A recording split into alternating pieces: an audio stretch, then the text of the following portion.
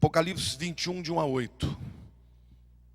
Vi novo céu e nova terra, pois o primeiro céu e a primeira terra passaram, e o mar já não existe. Vi também a cidade santa, a nova Jerusalém, que descia do céu, da parte de Deus, ataviada como noiva adornada para o seu esposo. Então ouvi grande voz vinda do trono, dizendo: eis o tabernáculo de Deus com os homens. Deus habitará com eles, eles serão povos de Deus, e Deus mesmo estará com eles. Eles enxugará dos olhos toda lágrima, e a morte já não existirá. Já não haverá luto, nem pranto, nem dor, porque as primeiras coisas passaram. E aquele que está sentado no trono disse: eis que faço novas todas as coisas. E acrescentou: escreve, porque estas palavras são fiéis e verdadeiras. Disse-me ainda: tudo está feito. Eu sou o Alfa e o Ômega, o princípio e o fim. Eu, a quem tem sede, darei de graça da fonte da água da vida. O vencedor herdará estas coisas, e eu lhe serei Deus, e ele será meu filho. Quanto, porém, aos covardes, aos incrédulos, aos abomináveis, aos assassinos, aos impuros, aos feiticeiros, aos idólatras e a todos os mentirosos, a parte que lhes cabe será no lago que arde com fogo e enxofre, a saber, a segunda morte. Jesus é apresentado nesse texto como o Alfa e o Ômega. O Alfa é a primeira letra do alfabeto grego, e o Ômega é a última letra. Muito provavelmente ele não tenha falado isto, porque o Novo Testamento foi escrito em grego, na medida que os cristãos, na sua maioria, já eram gregos. Mas Jesus deve ter dito em hebraico: eu sou Ani Aleph Ve'ani Tav. Eu sou Alfa, o Aleph e o Tav, a primeira e a última letras. Jesus obviamente não está querendo aqui falar de língua, apesar dele ser o verbo e de ser a expressão de Deus. Ele está falando de realidade. Quando ele diz que ele é o Alfa, a Bíblia está dizendo que tudo começou nele. Você está aqui por um decreto de Deus. Você não é objeto do acaso. Você não é fruto de um acaso, de coacervados químicos que receberam descargas elétricas que produziram um ser unicelular que evoluiu até isso aqui. O universo que existe nas suas bilhões e bilhões de galáxias, com complexidade, com leis perfeitas, não existe por obra do acaso. Ele existe e tem origem em uma pessoa: o Senhor dos Senhores, o Rei Jesus. O livro de Gênesis é o livro dos princípios. No princípio criou Deus os céus e a terra. Bereshit bara Elohim et hashamayim ve'et haaretz. Tudo começou nele. E Paulo entende que o verbo na verdade é a palavra, e que tudo foi criado pela palavra, e a palavra é Jesus. Colossenses diz: ele criou todas as coisas. Ele é o criador de todas as coisas, e sem ele nada do que foi feito se fez. Diga para a pessoa do teu lado: você tem uma origem, a palavra de Deus, Jesus o Criador. Amém? Mas eu comecei dizendo que o livro de Gênesis é o livro dos princípios. Apocalipse é o livro do fim de todas as coisas. Hoje eu quero falar muito mais do fim de todas as coisas do que no início delas. Mas é importante que nós saibamos que Deus é eterno. Eu fico imaginando, isso é até incompreensível para a gente, porque nós temos começo de vida e temos fim. Mas querido, há bilhões, há trilhões de anos atrás, quando o universo nem sonhava em existir, Deus já era Deus. Salmo 90 diz: de eternidade em eternidade, Tu és Deus. Meolam, Leolam. Deus está acima das coisas que Ele criou. Antes dos montes, dos oceanos, das pessoas, dos anjos, de Lúcifer, Ele já era Deus. Quando Jesus é apresentado para João como o Alfa e o Ômega, João compreendeu que Jesus era o Criador, o Alfa, mas era também o final, o destino de todas as coisas. Todas as coisas convergem para Ele. Um dia, você e eu estaremos na sua presença. Diga assim: Jesus é o Ômega, é o destino de toda a humanidade, é o destino de todo o universo. Mas Jesus será o Ômega de maneira diferente para dois grupos de pessoas, porque só tem dois grupos de pessoas. O primeiro grupo que a Bíblia diz é o grupo das pessoas que têm sede. Olha para a pessoa ao teu lado e diga: você tem sede?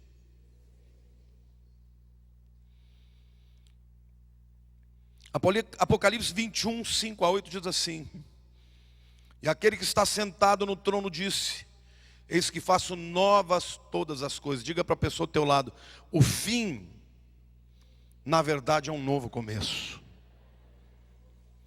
E o anjo diz para João: escreve, porque essas palavras são fiéis e verdadeiras. Diga para a pessoa do teu lado: mesmo que acham que você é louco, esta palavra é verdadeira e ela se cumprirá. Disse-me ainda: tudo está feito. Eu sou o Alfa, o Ômega, o princípio e o fim. Diga assim para você e para o seu irmão: todas as coisas estão debaixo da mão poderosa de Deus. Diga: o destino da história já está escrito.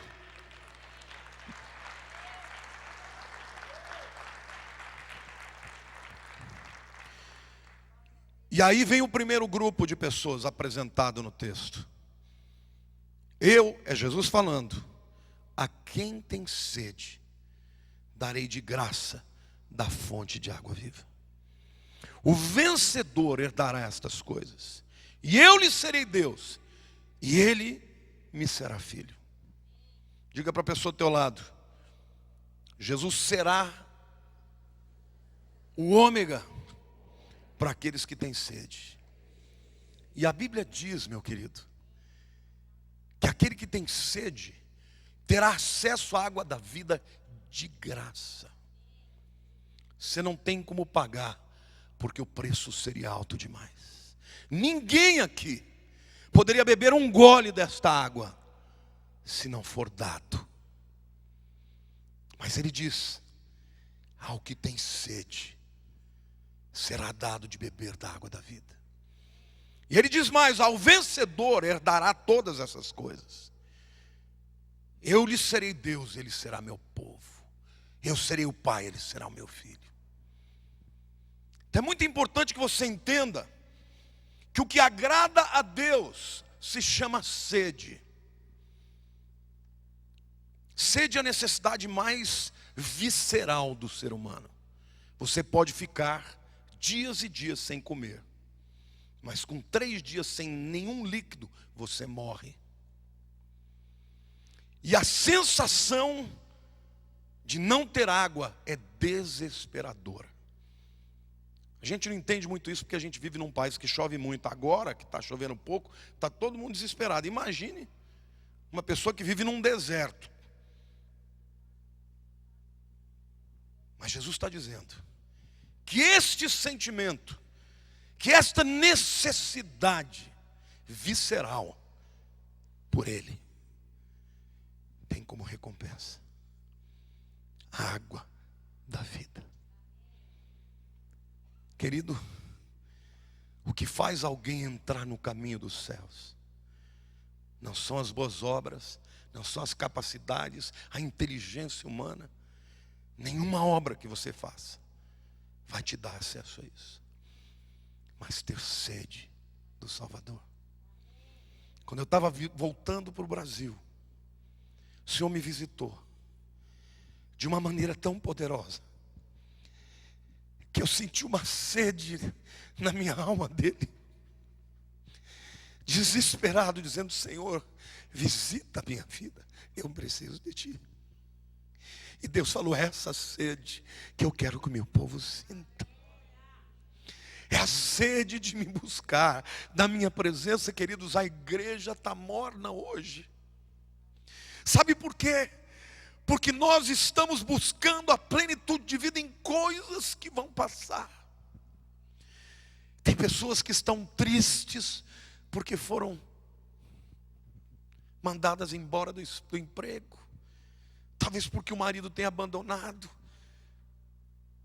São pessoas que acham que a sua felicidade está numa conquista humana, numa conquista financeira. A única coisa que pode matar a sua sede é Jesus. E Ele quer dessedentar aos sedentos.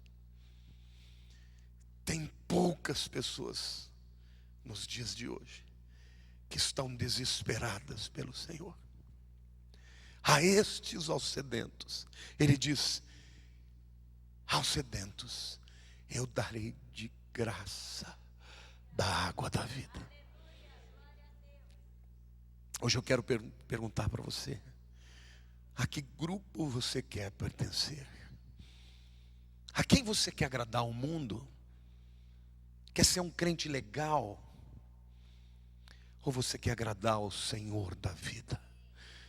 Aquele que é o alfa, aquele que é o ômega, aquele que é o cordeiro, mas é o leão, aquele que veio para morrer e será para os que têm sede dele a fonte de água que jorra para a vida eterna. Ou você quer ser legal? Queridos, nós estamos vivendo num tempo em que o texto diz: há o vencedor. E se há uma vitória é porque há uma batalha. É um tempo em que Satanás se levanta contra a igreja. E hoje você pregar a verdade e dizer que crê nos princípios de Deus é ridículo para alguns. E em pouco tempo não será só ridículo, será crime. Foi aprovada a lei da palmada, em que um pai não pode disciplinar com amor o seu filho. Isso é o diabo querendo fazer o quê? Querendo criar uma geração sem disciplina e limites. Satanás sabe que o seu tempo está curto, ele está se levantando contra a igreja, e a igreja precisa se posicionar. É uma guerra ao vencedor. Quem é o vencedor? É aquele que não retrocede, é aquele que permanece tendo sede do Senhor e desejando agradá-lo de toda a sua alma, de todo o seu ser. Apocalipse 22 diz, versos 1 e 2: então me mostrou o rio da água da vida, brilhante como cristal, que sai do trono de Deus e do Cordeiro. No meio da sua praça, de uma de outra margem do rio, está a árvore da vida, que produz 12 frutos, dando o seu fruto de mês em mês. E as folhas da árvore são para a cura dos povos. No início, no livro de Gênesis, o homem foi proibido de ter acesso à árvore da vida, porque escolheu experimentar da árvore do conhecimento do bem e do mal. Mas no final, a Bíblia diz que no centro da Jerusalém celeste, que vai descer na terra, está lá a árvore da vida. Isso significa que o Éden, que hoje está numa outra dimensão, vai ser revelado novamente àqueles que vencerem e permanecerem fiéis, sedentos de Jesus. Amém? Diga para a pessoa do teu lado: só tem uma coisa que pode matar a sua sede, que pode plenificar a tua vida, é a água vida, da vida que Jesus dá. Amém? E a promessa é que nós vamos habitar na Jerusalém celeste, e que o rio de água viva que sai do trono do Senhor e do Cordeiro passará no meio da cidade, e nas duas margens haverá árvores da vida dando os seus frutos. Amém? Se você, querido, está chegando naqueles anos em que A morte se aproxima. Se você tem sede de Jesus, a morte é só o início. É o fim de uma existência de limitações, de pecados, e o início da vida eterna. Amém? Jesus é o ômega. Diga: Jesus é o ômega para aqueles que têm sede. E diga: o ômega para quem tem sede é uma fonte que jorra água para a vida eterna. Mas Jesus também será o ômega para os que não têm sede. Por que essas pessoas não têm sede? Porque elas estão procurando matar a sede do vazio da sua alma naquilo que não mitiga, naquilo que não sacia. E o texto descreve algumas dessas coisas. O texto diz claramente: são pessoas que nasceram da água viva que é Deus, que é Jesus, mas que escolheram um outro caminho. Um caminho de independência. O texto fala mais os incrédulos. Incredulidade é independência, dizer: eu não preciso de Deus. Você conhece gente assim? Tem muita gente que não quer saber de Deus, acha que pode viver sem Deus. São materialistas, são abominação para Deus. O que é abominação? É rebelião. Abominação é afrontar a Deus e a sua palavra e a sua verdade e os seus princípios. Isso é o que nós estamos vivendo hoje. Ele diz os incrédulos, os abomináveis.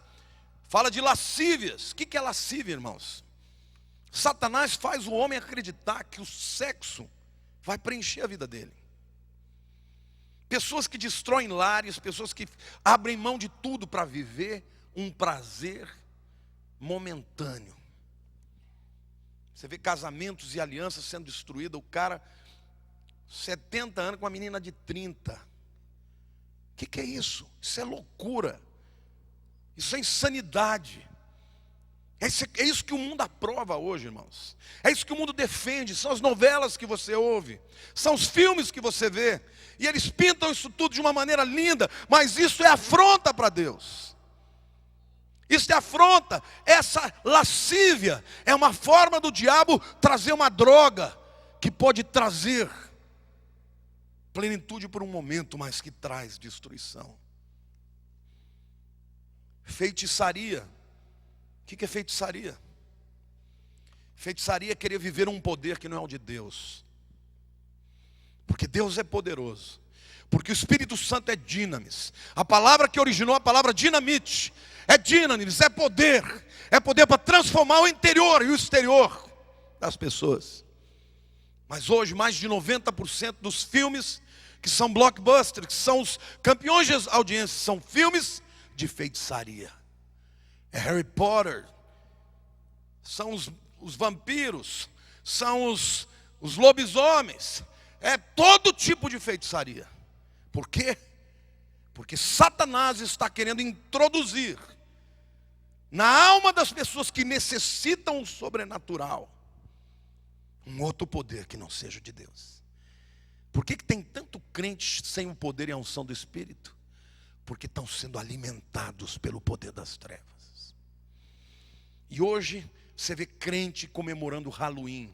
Se teu filho está numa escola que comemore o Halloween, não o mande. Halloween vem de uma palavra hallow, no inglês, que significa santificado. O diabo está dizendo: santificados sejam as bruxas. E os crentes mandam seus filhos lá e acham que não vai ter consequências. Nós estamos vivendo um tempo de guerra espiritual. E ao vencedor, eu darei a ele o direito de ser meu filho e herdar tudo aquilo que eu tenho para ele. Amém ou não? É tempo de tomar posição, de não ficar do lado do mal.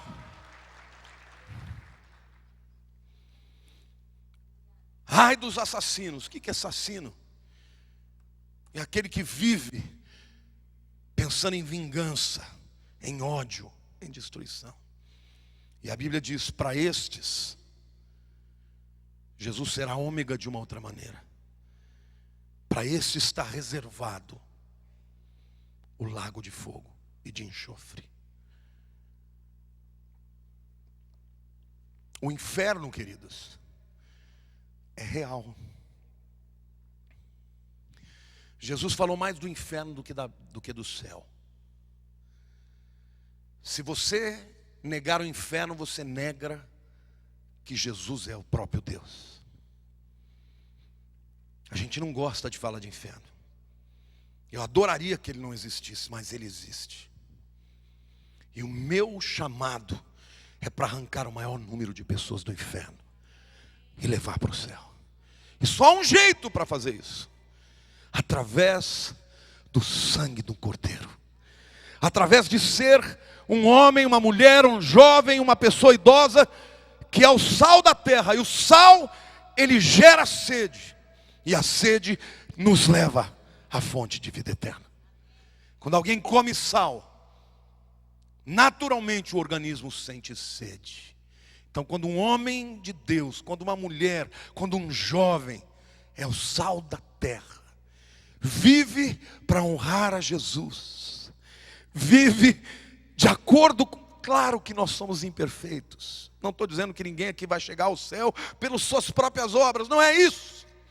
Mas é alguém desejando de todo o coração, dizendo: Senhor, eu quero viver para honrar o teu nome, não à luz dos homens. E Deus falou comigo: filho, o que eu vou julgar na sua vida não é o que você fez, mas como você fez. Qual é a motivação que está por trás? Tem tantos pregadores que estão pregando para trazer glória para si. O galardão deles eles já receberam. A glória tem que ser do Senhor. Nós devemos viver para Ele, colocar a nossa vida e dizer: Senhor, me ajuda. E eu vim orando, chorando, sendo visitado pelo Senhor, dizendo: Senhor, eu não quero viver se não for para a tua glória. A cada dia, a cada momento, em cada atitude, sai cada dia para trabalhar, para fazer a tua obra, lembrando que é para honrar e glorificar o teu nome. Amém, irmãos? Para estes vem o poder de Deus, para esse o Espírito Santo vem e flui. Sabe por que está faltando os milagres de Deus hoje? Porque o povo de Deus já não está bebendo mais a água viva. Os rios do Senhor já não estão fluindo das nossas vidas. E Deus quer hoje que a sua igreja se posicione. Que grupo você quer pertencer? O grupo dos sedentos, ou dos arrogantes, dos blasfemos, dos incrédulos, dos que não têm sede de Deus? Jesus é o ômega para todos. Mas eu quero que você saiba que Ele não está longe. Diga para a pessoa ao teu lado: Jesus não está longe. Diga: Ele está bem pertinho. Lá em Atos 17, versos 26 a 28. Lucas diz assim: de um só fez toda a raça humana. Está falando de Adão. Todos nós existimos para habitar sobre toda a face da terra, havendo fixados os tempos previamente. Queridos, os dias da nossa terra estão contados. Havendo fixado os tempos previamente estabelecidos e os limites da sua habitação. Para quê? Olha o propósito de Deus para a tua vida. Para buscarem a Deus, se porventura tateando possam achar, bem que não está longe de cada um de nós. Diga para a pessoa do teu lado: Senhor, não está longe não. Agora repita comigo, diga: pois nele vivemos, e nos movemos, e existimos. Como algum dos vossos poetas tem dito, diga assim: porque dele somos geração. Você está se movendo hoje, porque Ele assim o quis. Você está respirando hoje, glória a Deus por poder respirar. Você tem oportunidade de comer um alimento e digeri-lo, glória a Deus por Ele permitir isso. Amém ou não? É por causa dEle, e Ele está próximo de nós. Pode aplaudir o Senhor. Declare a Ele que você depende dEle. Ele está perto. E há na Bíblia vários momentos em que Jesus mostrou claramente que o desejo dele era dessedentar os sedentos. Certa vez a Bíblia diz assim: Jesus sentiu necessidade de ir a Samaria, de passar em Samaria. Os samaritanos eram um povo misturado, miscigenado, e os judeus repudiavam os samaritanos. Eles eram muito preconceituosos para com os samaritanos. Judeu vindo da Judéia, indo para Galiléia, no meio estava Samaria, eles davam a volta. Faziam um caminho muito mais longo para não pisar na terra dos samaritanos. E a Bíblia diz que Jesus sentiu necessidade, ele não foi por acaso, de passar pela Samaria.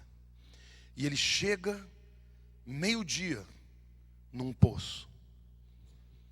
Para vocês terem uma ideia, meio-dia, nesse lugar é algo em torno de 45 graus. As mulheres de boa fama jamais iriam meio-dia. Elas iam buscar água, buscar água era a tarefa das mulheres. Elas iam de manhãzinha, 6, 7 horas da manhã. Mas Jesus sentiu necessidade de ir a Samaria e chegou meio-dia por causa de uma mulher que estava lá. E quando ele lá chega, ele puxa prosa com ela. Ele falou: me dá um pouco da tua água. Aquela mulher que era uma adúltera, já estava no 5º homem, olhou para Jesus e falou: mas como você, sendo judeu, fala comigo uma samaritana que já é rebaixada? E Jesus virou para ela: olha, eu tenho uma água para te dar. E se você beber da minha água, nunca mais você vai ter sede. E naquele momento, ele usou da água no poço para dizer: você está aqui meio-dia nesse calorão para pegar um pouquinho de água e sair despercebida. Eu tenho uma água para te dar, que vai matar a sua sede para o resto da vida. E naquele momento, aquela mulher olhou para ele e disse assim: eu quero beber dessa água, Senhor. E aí ele começa a conversar com ela, revela quem ela é. E ela percebe que ele é um profeta. Ela diz: porque a Bíblia diz que quando o Messias vier, ele vai fazer grandes coisas. E Jesus falou: você está falando com ele. Foi lá por causa de uma ovelhinha. E aquela mulher de lá saiu dessedentada. E ela saiu contando para todo o seu povo: eu achei o Messias. E no meio da conversa ela pergunta: Senhor, onde que se adora? É em Jerusalém ou na Samaria? Porque se fosse em Jerusalém, coitada, ela não poderia adorar. Jesus falou: filha, nenhum lugar nem outro. O lugar em que se adora é no Espírito, em verdade. E o Pai está à procura desses adoradores. Havia uma mulher com sede, não de água só, mas sede de perdão, sede de misericórdia, sede de restauração, sede de Jesus. Tem alguém aqui que tem sede disso hoje? Certa vez em Jerusalém, no 8º dia da festa do Tabernáculos, que era uma festa que todo Israel ia para Jerusalém, estava lá lotado, milhões de pessoas. No 8º dia havia uma procissão que começava na fonte de Siloé e terminava em torno do altar, onde o sacerdote fazia uma libação e derramava água. E o povo dançava em procissão e dizia: vinde e bebei das águas da salvação. Acontece que a palavra salvação no hebraico é Yoshua. Yoshua ou Yeshua é o nome de Jesus. E naquele momento em que todo mundo está naquela procissão, ele se levanta e grita: eia! Vocês querem beber da água de salvação de Yeshua? Eu estou aqui. Quem quiser, venha a mim e beba. E aquele que beber de mim, do seu interior fluirão rios de água viva. e muitos se converteram. Ele é o alfa, a origem da vida, mas Ele é o ômega, o destino da vida. Para aqueles que creem, para os que têm sede, Ele é a água que jorra para a vida eterna. Sabe, meu querido, havia um homem chamado Zaqueu. Ele era um corrupto, roubava do seu povo, era um cobrador de impostos. E ele não só cobrava para os romanos, mas pegava a sua parte para ele. É bem parecido com os que tem hoje aqui. É um pouquinho para Brasília e um pouquinho para mim. É com muitos políticos, né? Ah, tem que roubar, porque se não roubar, não faça a próxima campanha. Então, meu querido, sai. Mas esse homem também sentia culpa. E um dia ele ouviu falar que Jesus estava passando por Jericó. E ele era baixo, e ele sobe num sicômoro e fica só aguardando para ver Jesus passar. E quando Jesus passa no meio de toda aquela multidão, Jesus volta para ele e diz: Zaqueu, desce correndo. Eu quero demais entrar na tua casa. Eu quero demais entrar na tua vida. Jesus não o conhecia. Foi uma palavra de conhecimento. E aquele homem que tinha sede de Jesus foi transformado com um ato de graça e de misericórdia.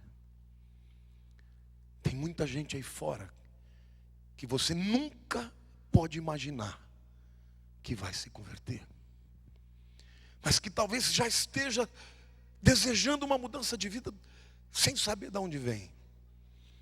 E Jesus tem que encontrar essa pessoa. E Jesus vai encontrar estando em você, porque o Espírito Santo habita em nós. E porque o Espírito Santo habita em nós, eu posso ser o sal da terra e a luz do mundo. E eu posso apresentar o meu Senhor e o meu Salvador. E posso, apesar de ser um pecador, ser instrumento de graça e de misericórdia. Igreja, acorda!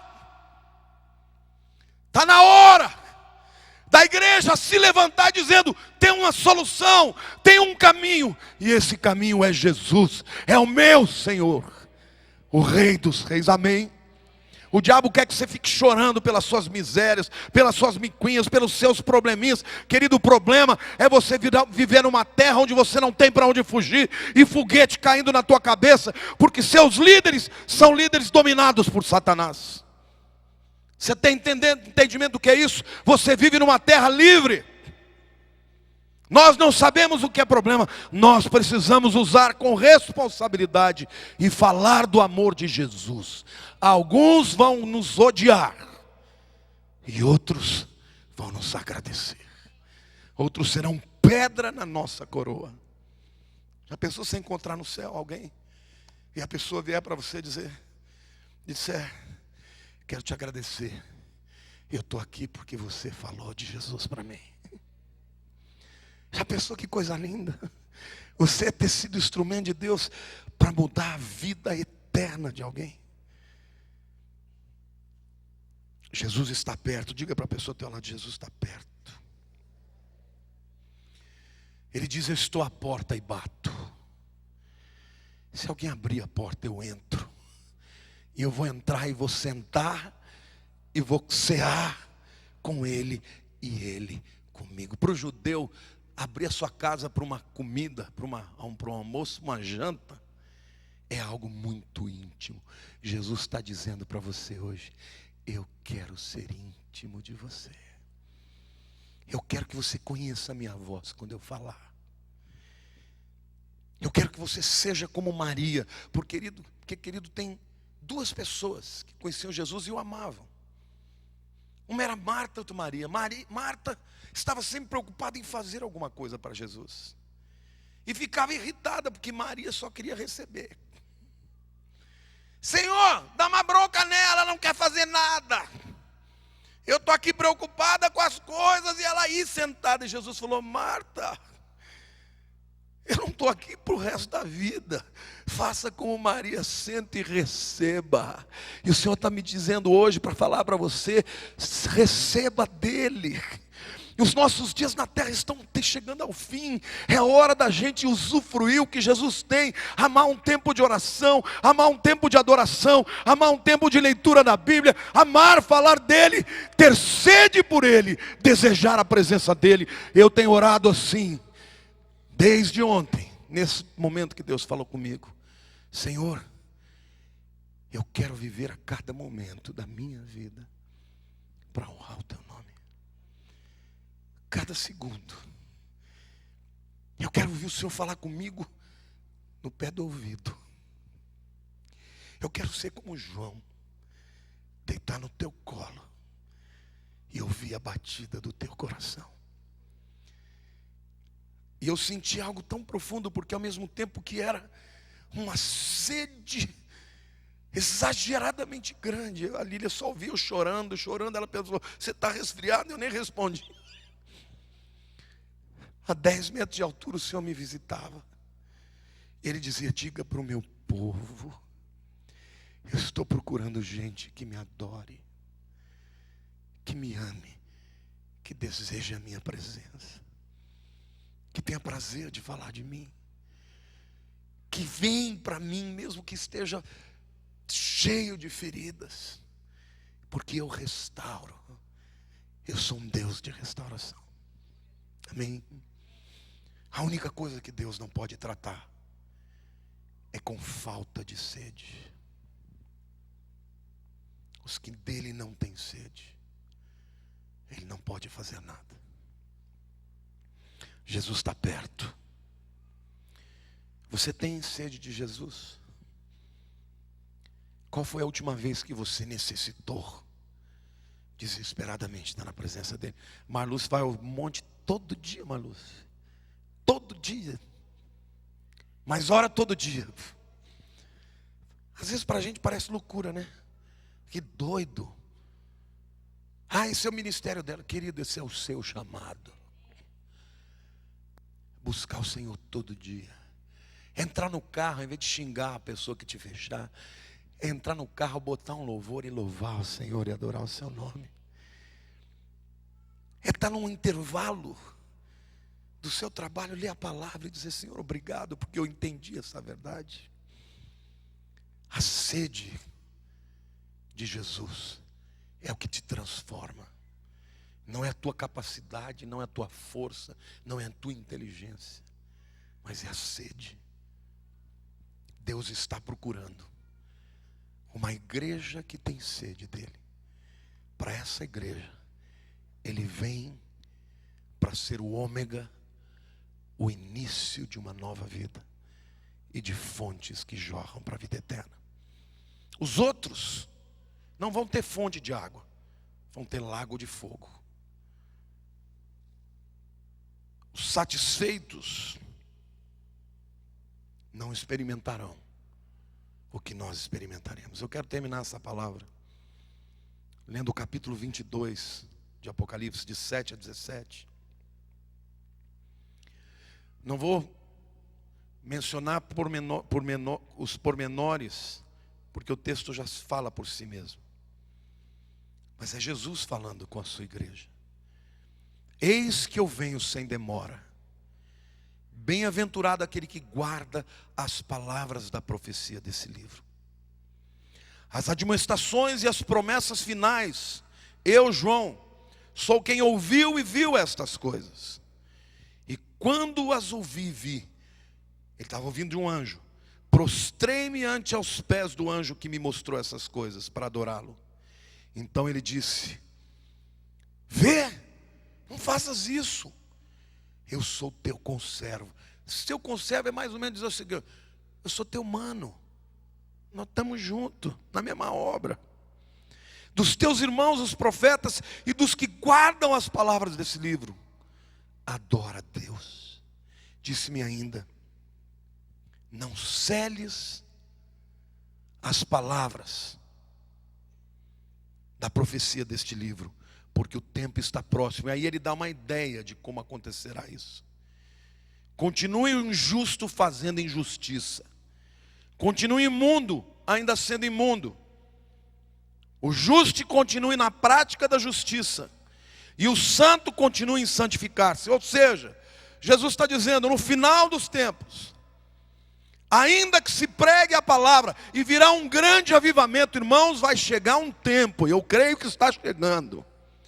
Vai chegar um tempo que a sede de Jesus vai ser tão tremenda e o inferno vai se levantar de tanta maneira tão poderosa que de um lado as boates, os inferninhos vão estar lotados, mas de outro lado as igrejas mais tradicionais vão ser cheias do Espírito e as multidões vão se apertar para dizer: eu quero Jesus na minha vida. Mas vai haver uma grande divisão. A Bíblia diz: o injusto vai continuar praticando a justiça a despeito de tudo, mas os justificados, isso não é pelas obras, mas é pelo sangue do Cordeiro, vão se santificar. Diga para a pessoa ao teu lado: santifique-se, aproxime a presença da glória de Deus na sua vida. E aí ele diz: eis que eu venho sem demora, e comigo está o galardão que tenho para retribuir a cada um segundo as suas obras. Eu sou o Alfa e o Ômega, o primeiro e o último, o princípio e o fim. Bem-aventurados aqueles que lavam as suas vestiduras no sangue do Cordeiro. E aqui fica claro duas coisas diferentes. A primeira é a salvação. O acesso à água da vida é de graça. Diga para a pessoa ao teu lado: ninguém aqui vai ser salvo pelas obras. É de graça para quem crê e se lava no sangue de Jesus. Mas ele fala de um segundo aspecto. Ele fala: eu venho sem demora, e na minha mão está o galardão, para que eu atribua a cada um segundo a sua obra.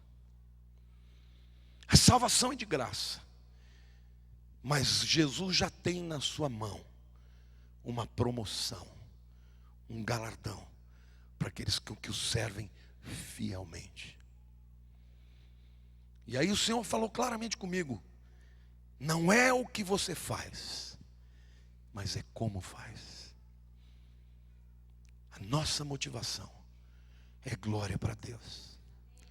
Às vezes o inimigo vem, tenta encher a bola de você mesmo, até os crentes: olha como você prega bem. Deus falou: meu filho, fique tranquilo que eu não vou te galardoar por nenhuma mensagem que você pregou.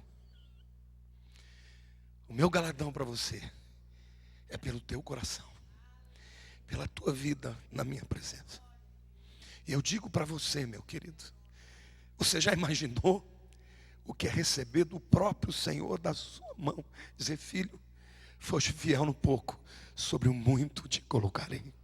Entra no gozo do Senhor, que está preparado pelo Senhor desde a eternidade.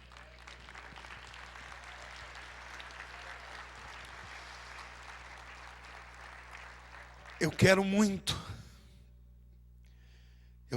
que o galardão que Ele tenha para mim é acesso à sua presença. Mas eu não quero estar pertinho dele só lá, não. Eu quero estar pertinho agora, em cada momento da minha vida. Senti o que eu senti nessa viagem, uma visitação tão maravilhosa, um amor que é inexplicável. E o Senhor me disse: diga ao meu povo, eu tenho para todos eles isso, mas é para aquele que tem sede. E o texto continua dizendo e terminando: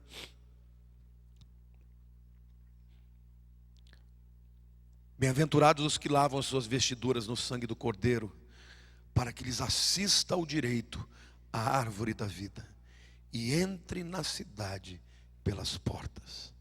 Fora ficam os cães, os feiticeiros, os impuros, os assassinos, os idólatras e todo aquele que ama e pratica mentira.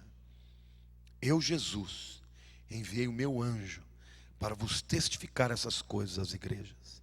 Eu sou a raiz e a geração de Davi, a brilhante estrela da manhã. E o Espírito e a noiva, olha para o teu irmão e diga: nós somos a noiva.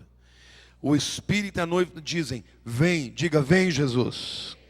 Aquele que ouve, diga: vem, Senhor Jesus. Aquele que tem sede, venha. E quem quiser, receba de graça a água da vida. Quantos aqui querem beber da água da vida? Quantos aqui querem ser dessedentados por Jesus? Às vezes, uma pessoa que anda pelo deserto, ela entra num processo de alucinação e ela perde a consciência de que tem que se hidratar e beber água. É por isso que no deserto o andarilho andava com sal. E de tempos em tempos, às vezes a caminhada era de dias e dias, ele come o sal, porque o sal faz ele ter sede. E aí ele pega e bebe daquela água, em poucas quantidades, mas várias vezes. O deserto da vida às vezes também nos deixa alucinados. E a gente para de ter sede do Senhor e começa a ter sede por uma promoção, sede por algo novo, uma casa nova, sede pelas coisas que o mundo tem para dar, mas que não saciam. E a gente vai perdendo a sede do Salvador. Jesus está aqui hoje para te dizer: quem tiver sede de mim, do seu interior fluirão rios de água viva. Então fala com o Senhor agora. Diga para Ele que você quer ter mais sede dEle, quer ter mais saudade, quer ter mais vontade de orar, quer ter mais vontade de adorar do que você tem de praguejar, que quer ter mais sede da sua presença do que da presença dos humanos e dos amigos. Feche os seus olhos agora. Essas palavras são fiéis e verdadeiras. Nós estamos vivendo nesse tempo em que a iniquidade está se tornando mais iníqua e os santos precisam se santificar mais. Pai, nós precisamos de um grande avivamento, de um avivamento da Tua presença, de um avivamento de amor, Senhor, por Ti, pelo Teu reino, pelas vidas perdidas. Deus, tem misericórdia daquele povo que está sofrendo, não só dos palestinos que estão recebendo a dureza de uma guerra, mas de todo o povo que não Te conhece em todos os países muçulmanos, de um povo que está debaixo de uma opressão de ódio e acredita que para ganhar o céu tem que odiar um ser humano semelhante. Eu peço um avivamento para o Teu povo, para que não seja, Senhor, uma guerra entre religiões, para que seja uma vida de testemunho. Transforma a minha vida e transforma a vida dos meus irmãos. Faz conosco como o Senhor fez aquela mulher. Ela voltou contando: eu vi o Messias. Ajuda, Senhor, acorda, desperta a Tua igreja, Espírito Santo. Se não for a Tua presença, nós somos incapazes. Nós não podemos enfrentar a obra das trevas se não for no poder e na unção e na ousadia e nos dons e no fluir dos rios de água viva.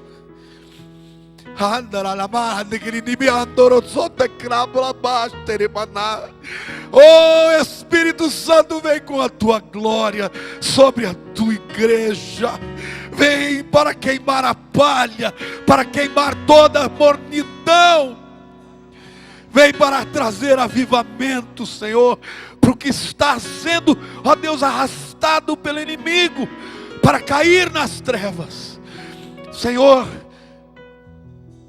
multiplica o amor pelo perdido, pelo pecador, porque está quebrado, porque está ferido. Senhor, tira de nós toda a autojustificativa. Nós somos pecadores mesmo, é o Senhor em nós. Por isso, Pai, vem com o vento fazer a tua obra, trazer o avivamento dos últimos dias, a chuva serôdia. Chove, Senhor, sobre a tua igreja.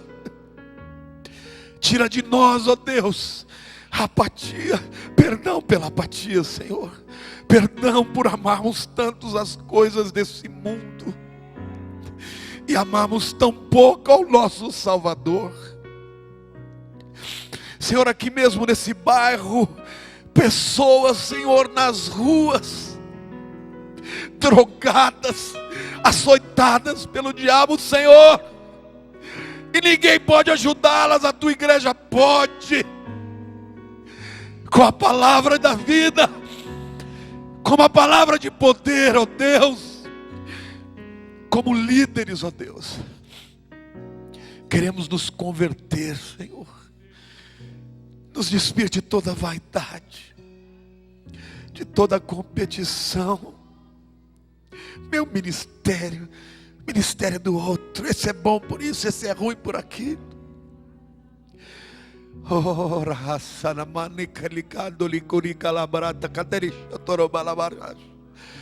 Vem, Espírito Santo, gera quebrantamento, gera sede, gera adoração verdadeira, gera os milagres, as maravilhas, gera o espanto, Senhor,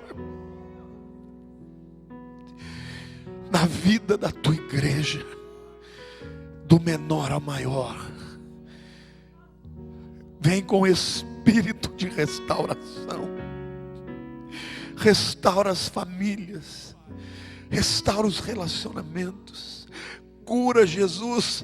Nós precisamos ser sal da terra, ser modelo para o mundo. Senhor, não permitas que a sua igreja seja derrotada, Senhor. Oramos pelo Brasil, Senhor. Estamos diante de uma eleição, Senhor. O Senhor é um Deus que pode virar tudo num dia, meu Deus. Coloca homens e mulheres tementes ao Senhor, ó Pai, para que as decisões da nossa nação sejam decisões sábias, dirigidas por Ti. Pai, eu peço misericórdia aos Teus filhos que estão se corrompendo, meu Deus, e deixando de ser luz do mundo e sal da terra. Nós oramos pela paz em Jerusalém. Oramos pela paz do teu povo. E nós te agradecemos porque o Senhor é um Deus que não quebra as tuas alianças. Isto não significa, meu Deus, que nós estamos contra o povo palestino. Muito pelo contrário. Eles precisam do Senhor. Mas nós sabemos que o teu povo Israel se converterá um dia, meu Deus, por causa da tua intervenção sobrenatural. Nós te agradecemos porque vivemos esses dias. Em nome de Jesus. Quero dizer uma coisa para a igreja. Nesse evento que eu fui em Washington, autoridades de primeiro escalão de Israel estavam lá. Eu vi um jornalista que recebeu um prêmio Pulitzer. É uma sumidade. E ele deu o seu depoimento. E diante daquela multidão de crentes, ele disse assim: nós somos um povo pequenininho. Não representa nem 1% da população da terra. Mas nós vivemos um milagre. Depois de 2000 anos de exílio, as palavras dos profetas da Bíblia se cumpriram em nós. Mas hoje nós estamos vivendo um outro milagre, ele disse. E esse milagre é ver pessoas como vocês, que não são judeus, mas que nos amam e nos fazem sentir como família. E ele disse: hoje Israel está reconhecendo que os cristãos não são nossos inimigos, são nossos irmãos. Nós estamos vindo da mesma raiz. Irmãos, é isto que a Bíblia disse que ia acontecer. Ele disse: ambos os povos são um, queridos. É o que a Bíblia diz que Jesus vai fazer. Vai derrubar a barreira de separação. Nós estamos vivendo esses dias. Está muito perto da volta de Jesus. Quantos amam a vinda do Senhor? Acorda, igreja. Deus cuida da sua vida. Deus cuida dos seus problemas. Não deixe o inimigo roubar a tua alegria de ser crente, não. Não abra a tua boca para dizer: ah, Senhor, você não faz isso para mim, também não vou mais para a igreja. Não, diga: Senhor, é agora que o diabo está fazendo isso, agora que eu vou. O inimigo quer me roubar, quer me afastar de ti, agora que eu sou mais crente.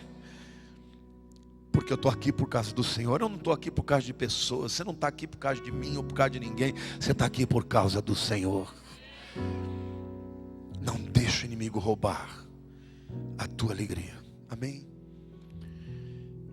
Há uma palavra na Bíblia que é maravilhosa, porque ela é sinônimo de Jesus, que é graça. Está pago. Você vai a um lugar, come alguma coisa, vai pagar e fala: não, está pago. Querido, está pago. Está pago o teu pecado. Está pago a maldição contra você. Está pago. Está pago por Ele. Vamos viver para Ele. Vamos adorá-lo. Vamos exaltá-lo na nossa vida. Vamos nos diminuir na sua presença. Se humilhar não significa diminuir, ao contrário. Aquele que se humilha será exaltado. Vamos buscar exaltação não de homens. Vamos parar com essa coisa de querer agradar todo mundo. Ninguém agradou todo mundo, nem Jesus. Vamos agradar a Ele. Só Ele. Se Ele quer, é assim que vai ser. Na minha vida, na minha história. E um grande avivamento está por vir. Um grande avivamento, o Senhor me disse. E nesse tempo vai haver cura e milagre 3x4.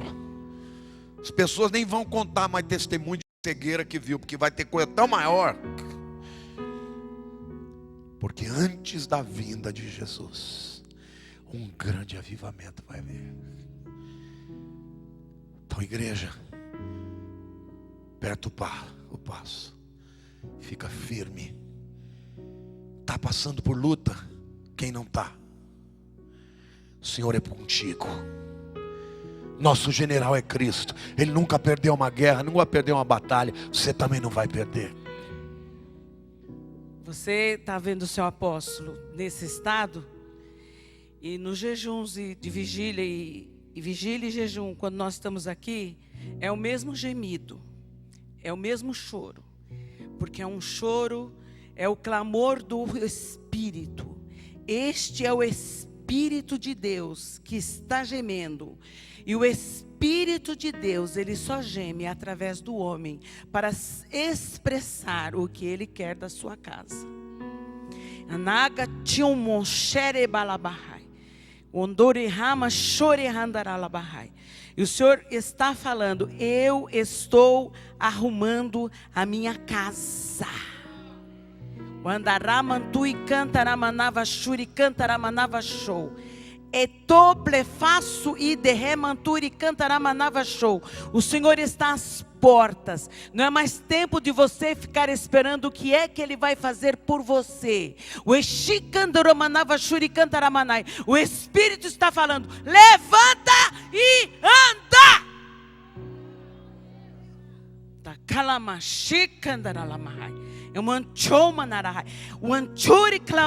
É tempo de chorar, é tempo de rasgar as vestes. É tempo de orar, de jejuar e de consagrar. E não montu que manarrachou. Não estou falando isso porque sábado teremos jejum aqui. Você vem se você quiser. Eu sei a necessidade.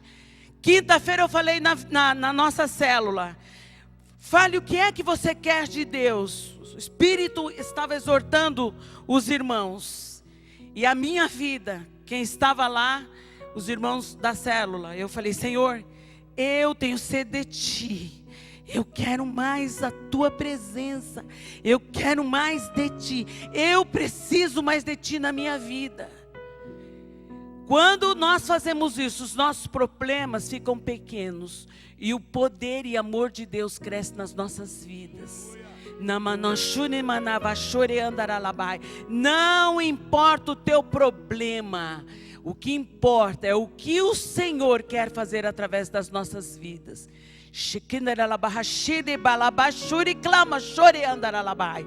É tempo, amados, de nós despertarmos, pararmos de buscar a Deus para termos, mas buscar ao Senhor para sermos.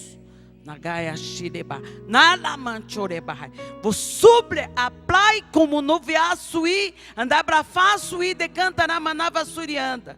Do briofome ou como na vassuri canta na barrai. O Senhor disse que Ele está abrindo os olhos do seu povo, tirando as escamas, para que você possa enxergar a realidade que o povo dele está vivendo, que nós estamos vivendo miséria, e Deus não tem miséria.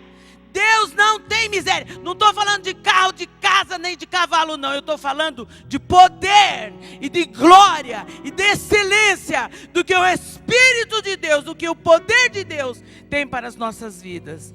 Manchoma rai como na vassui, e chele barrai, e chore clabarrai, e chore ela barrai, o andori ela barra churianda ela barrai. E o Senhor tem levantado o seu anjo.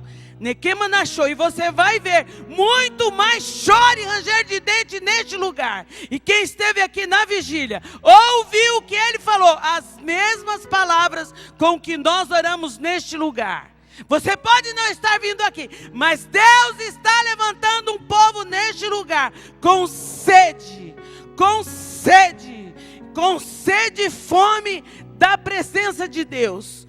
E quando você ouve o que o Espírito diz, os teus problemas vão ficar pequenos. Você vai parar de olhar para a tua vida, para a tua mesmice, para a mediocridade que você está vivendo, e vai passar a olhar para aquele que pode todas as coisas. Todas as coisas. Ele é dono do impossível. Ele diz assim: agindo eu, quem impedirá? Não há nada demasiadamente demais que Ele não possa fazer.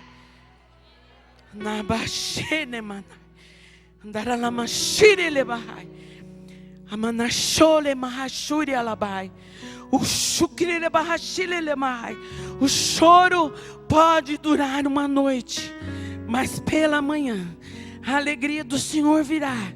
Deus quer nos visitar. Deus, o Espírito de Deus, o amor de Deus, Ele quer nos visitar, Ele quer nos tomar, Ele quer nos invadir, amados. É tempo, amados, de você se despojar das tuas ansiedades, das tuas preocupações, daquilo que te impede de buscar a presença de Deus. E não vir só para a igreja aos domingos e se alimentar, chegar no outro domingo aqui seco, nem se lembra do que foi falado no outro domingo. É tempo, quer entrar lá?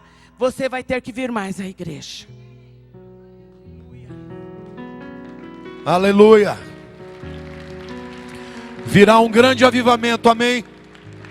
É para a tua vida. O Senhor vai te encher e vai transbordar. E vai transbordar, e quem estiver perto, tiver com sede, vai ser matado a sede. Levante a mão para o céu. Que a graça maravilhosa do nosso Senhor Jesus, a fonte de vida eterna, que o amor do Pai do Pai Celeste,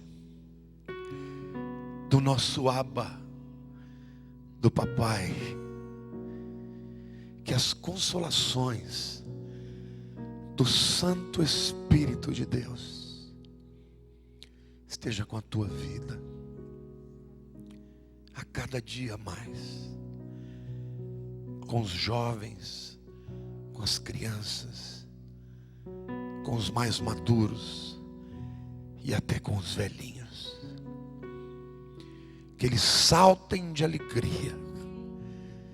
Senhor, eu oro ainda por uma grande unção de saúde